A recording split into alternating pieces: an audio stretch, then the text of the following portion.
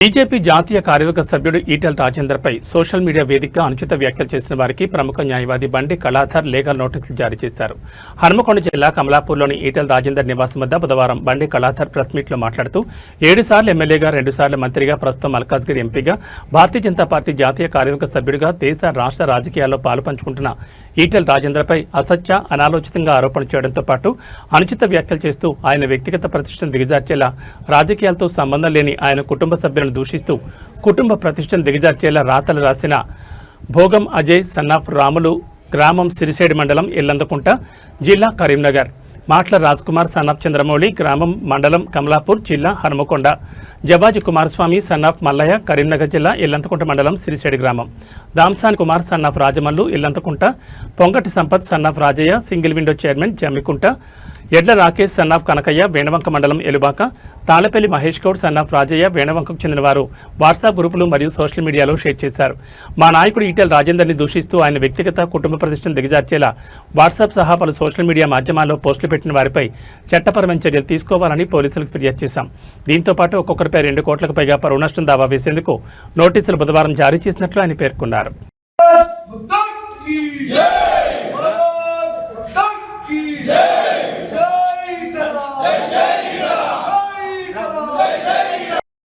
ఈటెల రాజేందర్ గారి నివాసంలో ఏర్పాటు చేసుకున్నటువంటి పత్రికా సమావేశం ముఖ్య ఉద్దేశం, మొన్న 11 రోజు ఏదైతే సోషల్ మీడియాలో గౌరవ మాజీ మంత్రివర్యులు ప్రస్తుత ఎంపీ గారైనటువంటి ఈటెల రాజేందర్ గారి మీద వారి కుటుంబ సభ్యుల మీద పెట్టినటువంటి పోస్టుల మీద మేము ఇప్పటికే పోలీస్ కంప్లైంట్ చేయడం జరిగింది.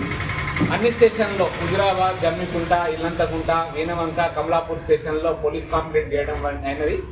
తర్వాత మొన్న అన్నట్టు ఈరోజు లీగల్ నోటీసులు కూడా ఆల్రెడీ పంపించడం జరిగింది. వారి వివరాలు మీకు డిస్క్లోజ్ చేద్దామని చెప్పి నేను ఈ పత్రికా విలేకరుల సమావేశం ఏర్పాటు చేయడం జరిగింది.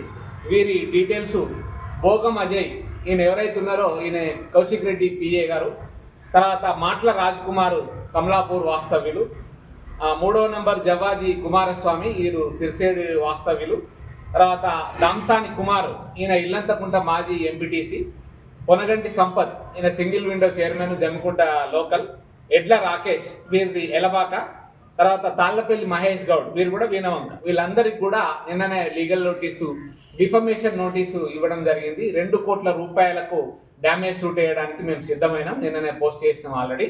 దీంట్లో కాంటెంట్ ఏంటంటే, ఏదైతే డ్యామేజ్ జరిగిందో వితిన్ 1 వీక్లా మీరు ఖచ్చితంగా అపాలజీ చెప్పి ఇట్లాంటి కార్యక్రమాలకు మేము మళ్ళీ పూనుకోము అని చెప్పి మీరు అండర్టేకింగ్ ఇస్తే తప్ప మిమ్మల్ని వదిలిపెట్టే ప్రసక్తి లేదు. ఇన్ని రోజులు కన్సిడర్ చేసినాం. ఈటెల రాజేందర్ గారు ఓడిపోయిన తర్వాత దాదాపు ఒక 1.5 year నియోజకవర్గానికి మీరు రాకపోయేసరికి మీరు ఏమో అనుకొని ఎక్కువ ఫీల్ అవుతాను. వారు తప్పకుండా వస్తారు, ప్రజలలో ఉంటారు, ప్రజల క్షేమం కోసం, ప్రజల కోసం ఎప్పుడు అహర్నిశలు కృషి చేస్తారు. వారు వచ్చి ఒక 2 నెలలు తిరగంగానే మీ వెన్నులో వణుకు పుట్టి లేనిపోని అసత్యమైనటువంటి ప్రచారాలు చేస్తూ ఆయన ఇమేజ్కు డ్యామేజ్ చేసే ప్రయత్నాలు చేస్తున్నారు. ఖబర్దార్, సోషల్ మీడియా వేదికగా ఎవరు ఇప్పటి నుంచి కాన్స్టిట్యున్సీలా ఒక్క పోస్ట్ తప్పుగా పెట్టినప్పటికీ కూడా ఎట్టి పరిస్థితుల్లో వదిలిపెట్టే ప్రసక్తి లేదు. ఈటెల రాజేందర్ మీద మచ్చయ్యడానికి ప్రయత్నం చేస్తే తప్పకుండా చట్టపరంగా చర్యలు ఉంటాయని చెప్పి నేను ఈ విలేకరుల సమావేశంగా తెలియజేస్తున్నాను.